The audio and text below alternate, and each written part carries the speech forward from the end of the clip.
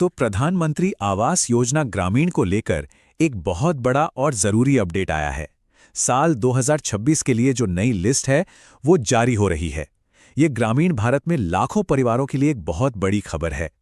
तो चलिए इस पूरी प्रक्रिया को स्टेप बाय स्टेप समझते हैं और देखते हैं कि इस लिस्ट में अपना नाम कैसे चेक करना है।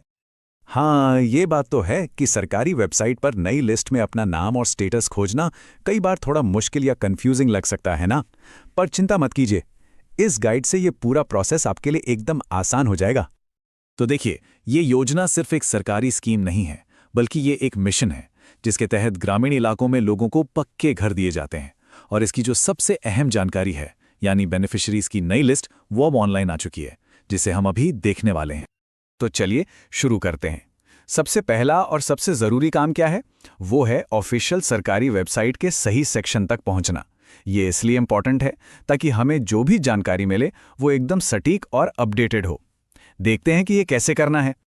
ठीक है, तो सबसे पहले प्रधानमंत्री आवास योजना की ऑफिशियल वेबसाइट खोल लीजिए। होम पेज पर ही आपको आवास सॉफ्ट नाम का एक सेक्शन मिलेगा। उस पर जैसे ही आप जाएंगे, एक मेन्यू खुलेगा जिसमें से आपको रिपोर्ट्स को सिलेक्ट करना है। ये 3 शुरुआती कदम हमें सही दिशा में ले जाते हैं। अच्छा, रिपोर्ट सेक्शन में तो आ गए।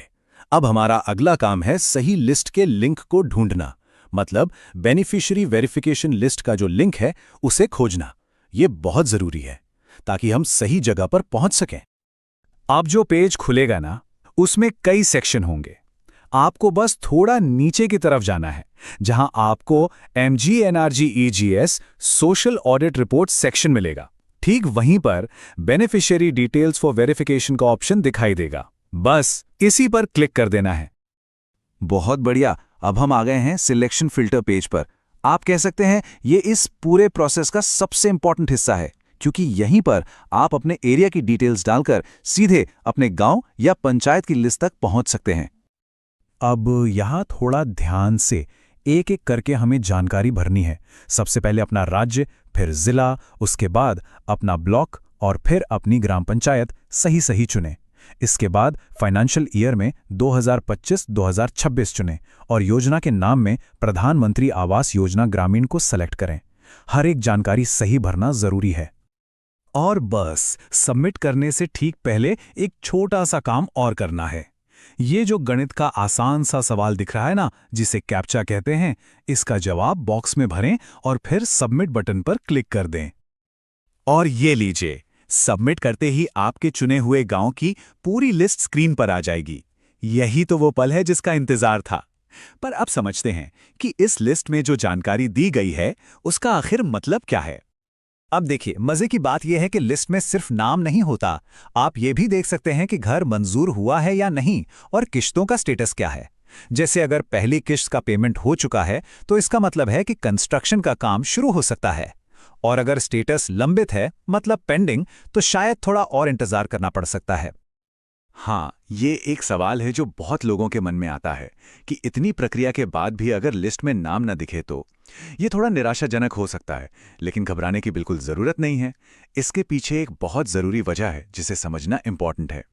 तो सबसे ज़रूरी बात यह है कि 2025 में जो भी एप्लीकेशन जमा हुई थी, उनका वेरिफिकेशन अभी भी चल रहा है। इसका सीधा मतलब ये है कि ये लिस्ट फाइनल नहीं है, ये लगातार अपडेट हो रही है। जैसे जैसे अधिकारियों का वेरिफिकेशन पूरा हो रहा है, नाम लिस्ट में जुड़ते जा रहे हैं। तो इस पूरी प्रक्रिया से हमें समझना है कि ये एक डायनेमिक लिस्ट है, मतलब ये बदलती रहेगी। वेरिफिकेशन जारी है, इसलिए थोड़ा धैर्य रखना जरूरी है। और सबसे बड़ी बात, अगर आपका नाम अभी लिस्ट में नहीं है तो इसका मतलब ये बिल्कुल नहीं कि आपका आवेदन खारिज हो गया है। तो इस तरह से आप प्रधानमंत्री आवास योजना ग्रामीण की नई सूची को आसानी से चेक कर सकते हैं। लेकिन ये हमें एक जरूरी सवाल पर लाकर छोड़ देता है। मान लीजिए किसी का नाम वेरीफाई हो गया और लिस्ट में आ गया, तो फिर घर मिलने की प्रक्रिया में अगला कदम क्या होता है? ये सोचने वाली बात है और बेहतर होगा कि आप इस बारे में और जानकारी के लिए अपने स्थानीय अधिकारियों से संपर्क करें।